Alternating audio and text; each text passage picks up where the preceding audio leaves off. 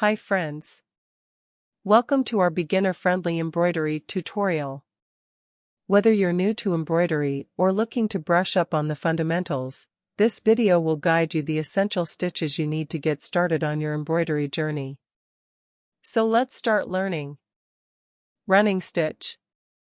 Insert the needle from the backside of the fabric to the front at the starting point of your stitch. After bringing the needle up through the fabric, push it back down into the fabric a short distance away. His distance can vary depending on your design and preference. Bring the needle back up through the fabric a short distance ahead of the previous stitch, and then push it back down again. Continue this process, creating evenly spaced stitches. Ensure that the stitches are all the same length for a uniform look. Back stitch. Bring the needle up through the fabric at the starting point of your stitch. After bringing the needle up through the fabric, push it back down into the fabric a short distance ahead. This is similar to the first step of a running stitch. Now, a short distance ahead of the previous stitch, and instead of moving forward, bring the needle back up through the fabric at the end of the first stitch. This means you'll be inserting the needle into the fabric at the same point where you pushed it down in the previous step. Continue this process, creating stitches that consist of a backward stitch followed by a forward stitch. Make sure to keep your stitches even in length for a neat appearance. Split stitch. Bring your needle up through the fabric at the starting point of your stitch. After bringing the needle up through the fabric, push it back down into the fabric a short distance ahead. This is similar to the first step of a running stitch or backstitch. Now, a short distance ahead of the previous stitch, the needle up again and bring the needle back through the center of the stitch you just made. This will split the stitch into two strands. Here's where the split stitch gets its name. Continue this process, creating stitches that consist of a forward stitch followed by splitting the previous stitch.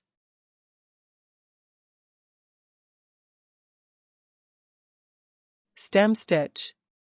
Bring your needle up through the fabric at the starting point of your stitch. After bringing the needle up through the fabric, push it back down into the fabric a short distance ahead. This is similar to the first step of previously discussed stitches. Before pulling the needle completely through to the back of the fabric, bring it back up through the center of the stitch you just made. This creates a twist or loop around the initial stitch.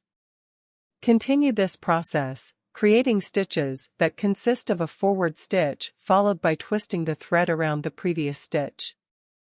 Chain stitch. Bring your needle up through the fabric at the starting point of your stitch. After bringing the needle up through the fabric, push it back down into the fabric to the same point, but before pulling the needle completely through to the back of the fabric, bring it back up through a short distance ahead. This creates a loop on the fabric surface. To secure the loop, insert the needle back down into the fabric a short distance ahead, but inside the loop you just created. Continue this process, creating a series of looped stitches that resemble chain links. Make sure to keep your stitches even in length for a neat appearance. Lazy daisy. Bring your needle up through the fabric where you want to create your lazy daisy stitch. After bringing the needle up through the fabric, push it back down into the fabric at the same point, but leave a small loop of thread on the surface. Bring your needle up again where you want to end your petal or leaf design, but just inside the loop, then bring the needle down through the fabric just outside the loop, catching the loop of thread as you go. This secures the loop in place and forms the petal or leaf shape. You can create multiple lazy daisy stitches in a row to form a row of petals or leaves, or you can use them individually to create a scattered or floral pattern. French knot. Bring your needle up through the fabric at the spot where you want to create the French knot. With your non-dominant hand, hold the thread above the fabric close to the spot where it emerges from the fabric.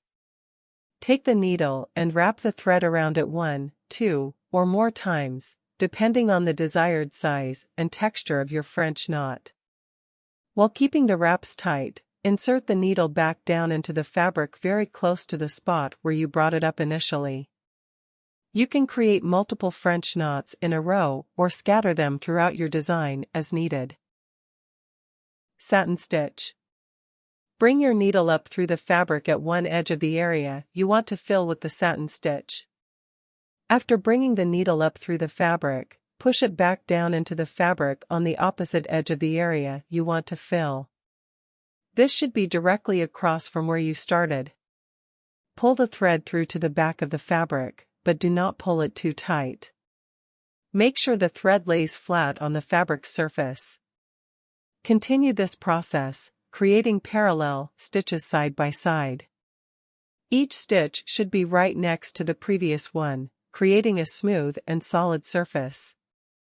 Make sure to keep the stitches close together for a neat appearance. Long and short stitch. If you're working on a design that requires shading, begin by outlining the area you want to fill with the long and short stitch using a split stitch, stem stitch, or another appropriate outline stitch. Create the first long stitch by bringing your needle up through the fabric at the starting point of your stitch. This will be the longer stitch, typically the length of the area you're shading. Angle the needle so it points toward the center of the shaded area. Make the second short stitch after creating the long stitch. Push the needle back down into the fabric a short distance away from the starting point. The length of this stitch should be shorter than the long stitch, but should overlap slightly with it to create a smooth transition. Keep alternating between long and short stitches, working in rows or columns. Bullion knot. Bring your needle up through the fabric at the spot where you want to create the bullion knot. Hold the needle horizontally with your non-dominant hand. Take the free end of the thread and wrap it around the needle several times, keeping the wraps close together. The number of wraps will determine the size and fullness of the bullion knot. While maintaining tension on the wraps, carefully insert the needle back down into the fabric just a short distance away from the starting point. Gently pull the needle and thread through the wraps, guiding them to coil around the needle as you pull. You may need to use your non-dominant hand to help distribute the wraps evenly along the length of the needle. Woven rows. Bring your needle up through the fabric at any point in the woven wheel. Insert the needle back down at the center of the woven rows. Bring the needle up through the fabric at the second point of the wheel. Similar way, you can create multiple loops of petals and then pass the thread under and over the loops of the petal, moving in a circular direction around the center. Make sure to keep the loops close together to create a full, textured appearance. To finish the rows, weave the needle under the last loop or petal, and then pass it down through the fabric to secure the rows in place. If you enjoyed this video and want to see more creative projects like this, make sure to subscribe to our channel and hit the notification bell to never miss an update. Thank you for watching. Stay tuned for our next video. Until then, happy crafting!